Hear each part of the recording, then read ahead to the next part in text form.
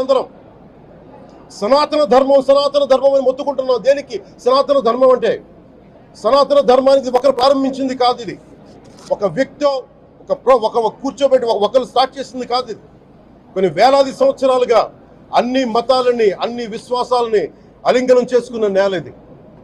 అలాంటి విశ్వాసాలకి దగ్గర తీసుకున్న ఈ నేల మీద ఇలాంటి అపవిత్రం జరిగితే, రిపీటెడ్గా జరిగితే, ఒకసారి కాదు, 2 సార్లు కాదు, రిపీటెడ్గా జరిగితే ఇప్పుడు కూడా మాట్లాడకూడదంటే అది తప్పు చేసిన వాళ్ళం అవుతాం మేము. దోషులకి శిక్ష పడాలి.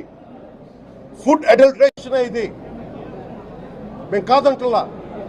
టీటీడీ బోర్డు, అప్పుడు టీటీడీ బోర్డు బాధ్యత తీసుకోవాలి. పొలిటికల్గా వచ్చి అలంకారప్రాయంగా ఒక్కొక్కళ్ళు వచ్చేసి దర్శనాలకి టికెట్లు ఇవ్వడానికి మీరు బోర్డు మెంబర్స్ అవ్వలేదు. మీరు ఎవరు చైర్మన్ కానీ ఈవో కానీ.